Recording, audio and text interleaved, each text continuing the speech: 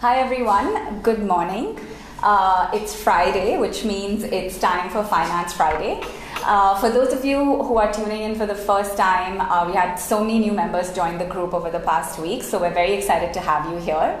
By way of quick introduction, my name is Hena Mehta. I'm the founder and CEO of Basis, a personal finance platform focused on women's financial needs and goals.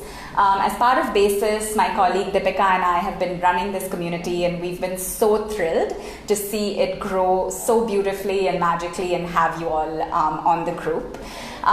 Today, we're very excited to have with us Shriya Agarwal. I've known Shriya for several years now. She's a mom of two beautiful children. She is also the co-founder of a kidswear brand called UFO. And today we're going to talk about all things related to being a mompreneur and money and running a business and taking care of kids and all that stuff. So if you have questions, please do add them as comments. We'll try our best to answer them live with Shriya during the chat.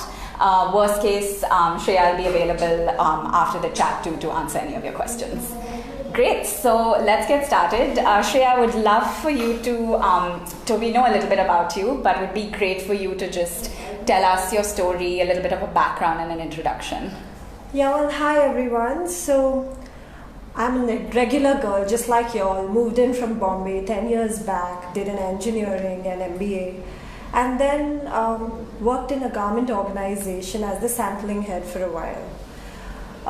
While we were working there, we realized that there was this gap in the kidswear segment, which came up in my husband's head, that we should start a kidswear brand that deals with good child-friendly clothing. And hence the journey started in 2012, where we launched UFO. Mm-hmm. And it's so far been so good. We're looking at growing this to a new level. And yeah, that's about it.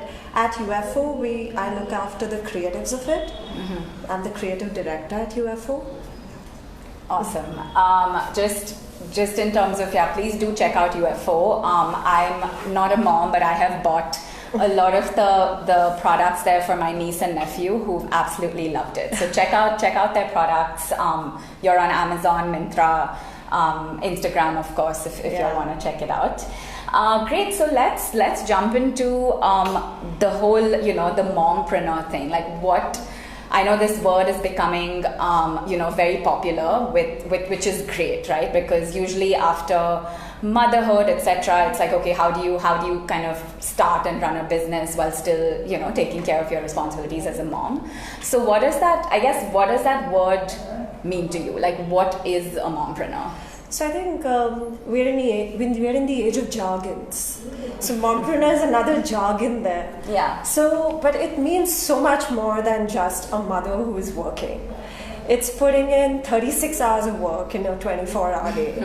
And trust me, that requires crazy amount of planning. Yeah.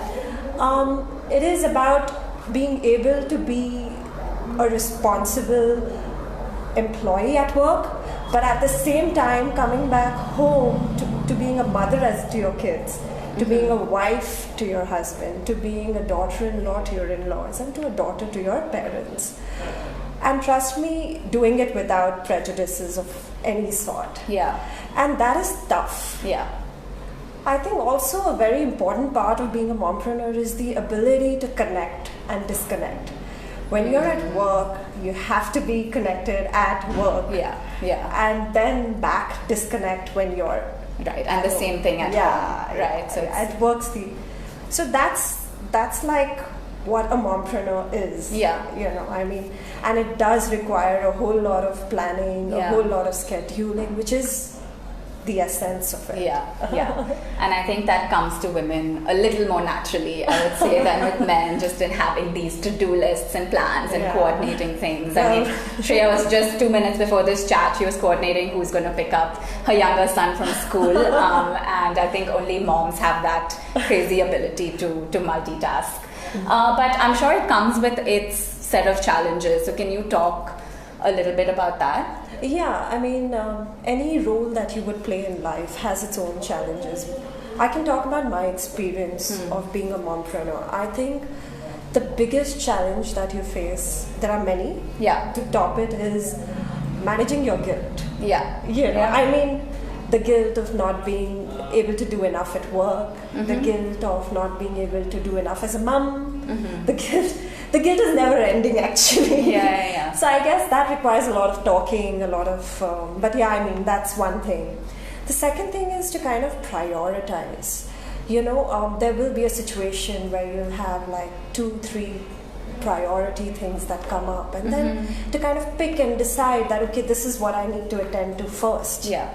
It happens a lot with a mompreneur because of the sheer amount of responsibilities that she's to share. And the third will be to adapting to evolving situations. So your situations are very dynamic. When you're a new mother, your child needs you. You're breastfeeding your child. You need to be there for him or her to kind of just be available. Yeah. So at that point of time, what I did was I moved my child to my office. I created my space as a small daycare kind of a thing with like a small bed, toys. And then once they grow up a little bit, then the needs are different. The needs are more about talking to them. Yeah. The needs are more. So I think.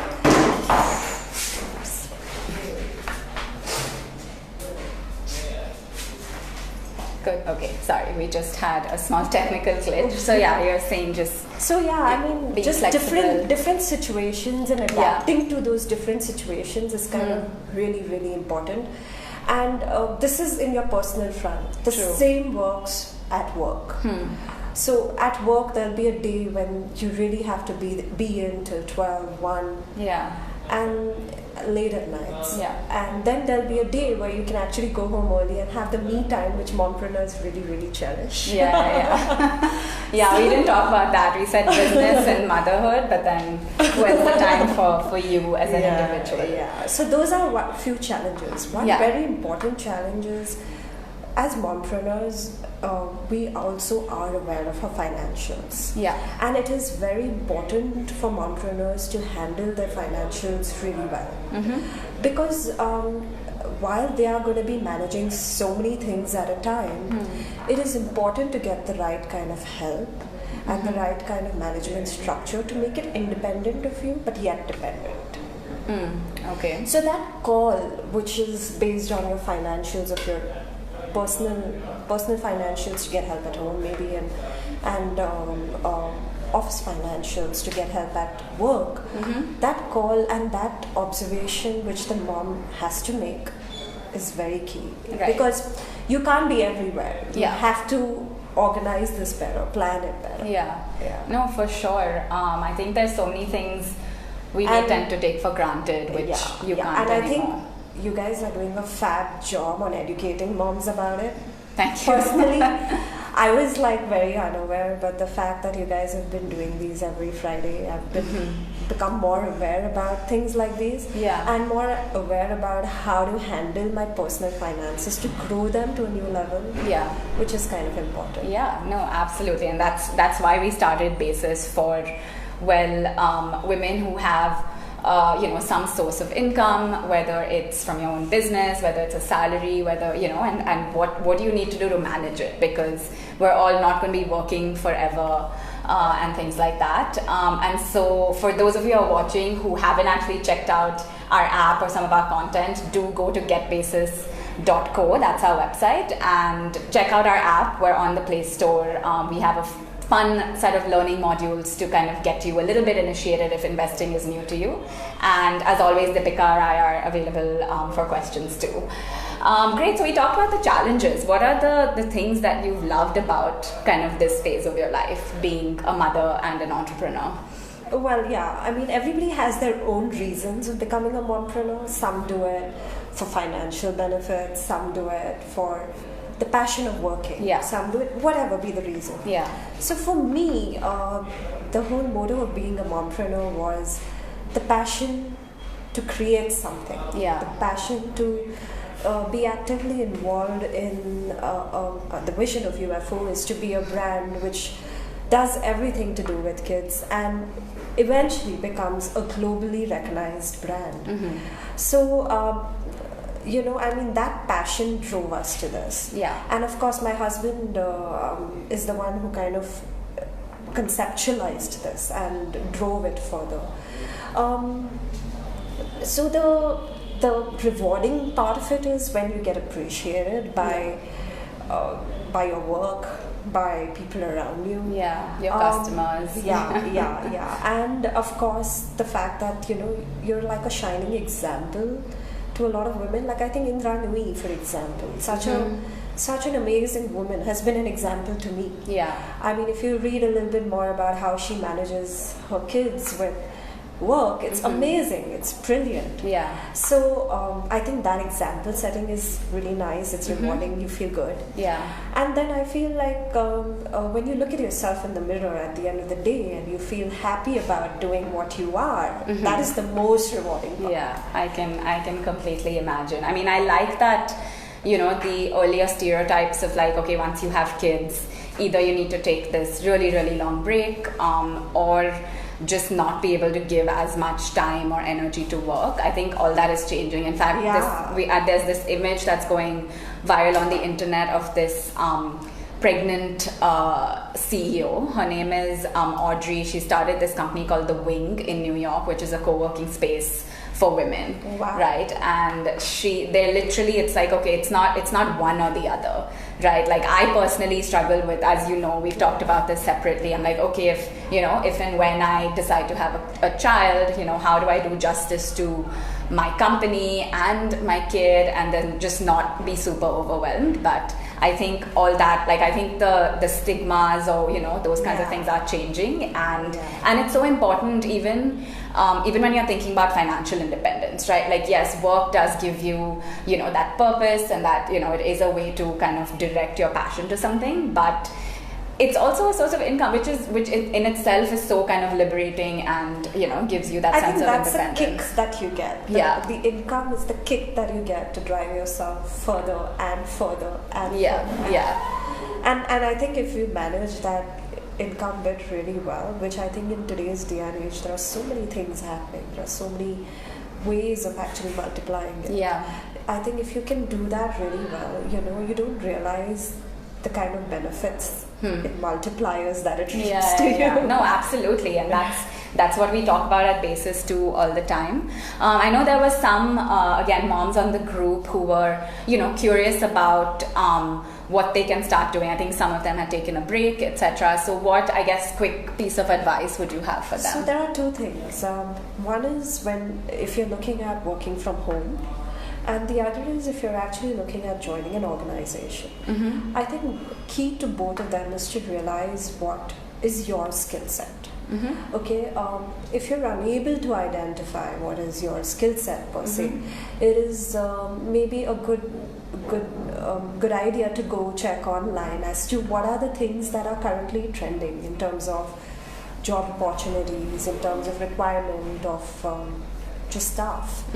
And once you get that, I mean, there are a lot of websites that are available, there are a lot of portals that are available for women who are looking at getting back at work. It's much easier these days as compared to old days. Right. And you will find a match to your requirement. Right. So if, for example, in my line of work, I deal a lot with designers, and I'm constantly on the lookout for people who will create technical images on maybe Illustrator or Photoshop at home. Yeah. So if I'm happy to share my designs, and they just create it and send it back to me. And so there are a lot of options for flexible. It just depends upon what you are looking at. Yeah. And these do turn out to be a good source of income. So. Yeah. No, that's very, very useful. I think to your point on just understanding the trends, like let's say some stuff has changed since folks may have left the workforce, but I love that technology has given all of us such flexibility, right? Like we can literally work from anywhere, we can dial into meetings from anywhere, and I think that's the power, and still earn money as though you were like going into an office and stuff like that. No, I love that, and I'm glad the world is moving towards more of that. Great. So I think, Shriya, let's talk. We've not talked much about UFO. So what has the journey been? What is the company about? You mentioned some kind of ambitions of making it into a global brand. So tell us a little bit more about the company. So UFO was started in 2012. Yeah. It was founded by my husband and me. We started off in a small workplace with 3 employees, creating a casual but yet good-looking collection. Mm-hmm. The idea was to create garments that looked rich, felt rich, but were not as expensive as your global brands. So they still do have the same quality because most of your global brands are produced in India. Right. But they're not at the same price. And they offer you fashion and comfort. That was the basic USP of UFO. Yeah. We started off with the age bracket of 4 to 14, and today we are doing 0 to 14. We've grown to pan-India, and we are also now shipping to the US. So it's grown as a brand, and we are looking at doing everything for kids, whether it's shoes, whether it's lingerie, whether it's whatever, everything for kids. And hopefully another 5 years and you will talk about UFO a lot I'm more. sure we will. Well, fun fact, UFO stands for under 14 only, which I thought was super creative. And I love that encompasses, it's not just clothes. Yeah. It's kind of an overall like a brand for children, right? Correct. And so like I said, I have I've bought a lot of stuff from Shriya and UFO, and I think that comfort factor is definitely there, right? Like the clothes feel soft, and a lot of parents worry a lot about like quality. I think fashion would probably be secondary. I know there are some parents who care about that a lot as well, but I think a combination of the two. So what happens actually is that a lot of domestic brands actually don't take care of the kind of fabrics that are used for kids. You have to use the right fabrics, breathable fabrics, which won't cause irritation, because these kids are small. Their skin is sensitive. So is where UFO is actually coming in. Right. That's where we actually started. Right. We want to do compliant clothing the way US brands do. Right. Got it. Great. So I think we'll talk about I think your money values and how you've kind of instilled them in both the mom part of your life and the entrepreneur part of your life. So let's do the mom part, right? Like, how are you instilling like good money values in your kids? Like, we've always talked about this with the group, like no one teaches this stuff in schools. I mean, obviously our kids are still very young, but are there things that you do as a parent to instill good money values or teach some responsibility and stuff like that? I think it's very important in today's day and age for kids to realize that not everything they are going to get on a platter. Right.